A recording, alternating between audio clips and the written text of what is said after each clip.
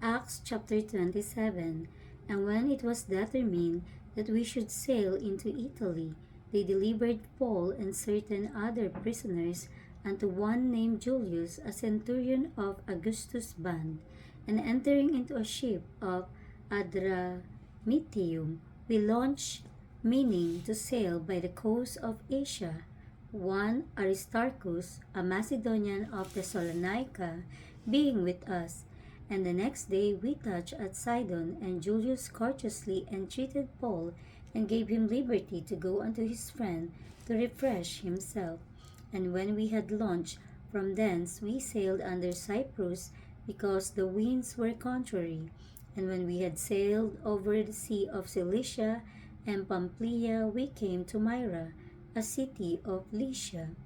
And there the centurion found a ship of Alexandria sailing into Italy, and he put us therein. And when we had sailed slowly many days, and scarce were come over again Cnidus, the wind not suffering us, we sailed under Crete, over again Salmone, and hardly passing it, came unto a place which is called the Fair Havens nigh, whereunto was the city of Lasea. Now when much time was spent, and when sailing was now dangerous, because the fast was now already past, Paul admonished them, and said unto them, Sirs, I perceive that this voyage will be with hurt and much damage, not only of the lading and ship, but also of our lives. Nevertheless, the centurion believed the master and the owner of the ship more than those things which were spoken by Paul. And because the haven was not commodious to winter in, the more part advised to depart thence also, if by any means they might attain to Penis, and there to winter, which is an haven of Crete, and lieth toward the southwest and northwest. And when the south wind blew softly, supposing that they had obtained their purpose, loosing thence, they sailed close by Crete. But not long after this arose against it a tempestuous wind called Euroclydon, and when the ship was caught and could not bear up into the wind, we let her drive.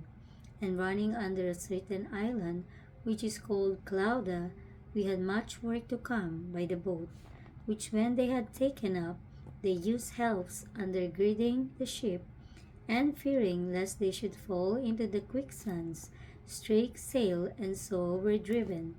And we being exceedingly tossed with a tempest, the next day they lightened the ship. And the third day we cast out with our own hands the tackling of the ship.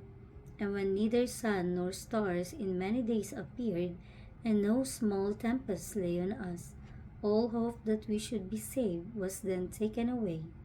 But after long abstinence, Paul stood forth in the midst of them, and said, Sirs, ye should have hearkened unto me, and not have loosed from Crete, and to have gained this harm and loss.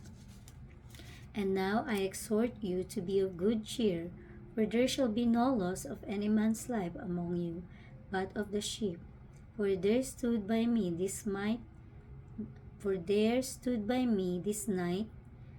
the angel of God, whose I am and whom I serve, saying, Fear not, Paul, thou must be brought before Caesar, and lo, God hath given thee all them that sail with thee.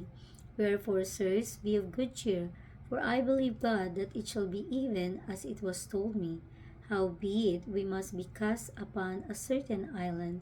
But when the 14th night was come, as we were driven up and down in Adria about midnight, the shipmen deemed that they drew near to some country, and sounded and found it 20 fathoms. And when they had gone a little farther, they sounded again and found it 15 fathoms. Then fearing lest we should have fallen upon rocks, they cast 4 anchors out of the stern and wished for the day.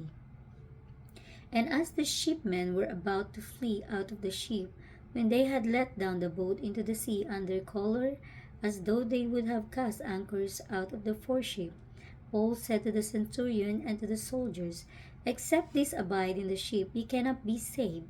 Then the soldiers cut off the ropes of the boat and let her fall off. And while the day was coming on, Paul besought them all to take meat, saying, This day is the 14th day that ye have tarried and continued fasting, having taken nothing. Wherefore I pray you to take some meat, for this is for your health, for there shall not an hair fall from head of any of you. And when he had thus spoken, he took bread and gave thanks to God in presence of them all, and when he had broken it, he began to eat.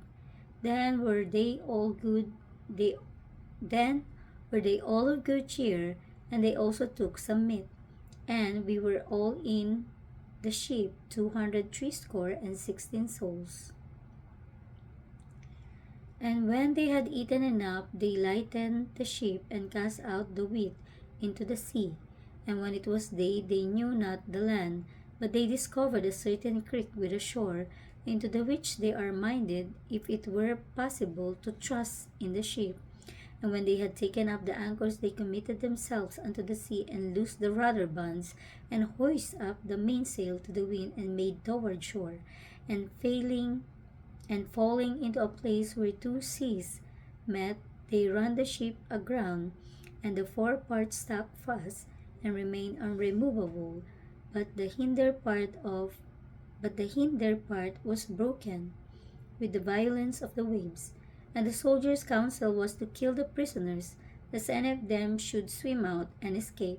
But the centurion, willing to save Paul, kept them from their purpose, and commanded that they which could swim should cast themselves first into the sea and get to the land. And the rest, some on boards and some on broken pieces of the ship. And so it came to pass that they escaped all safe to land.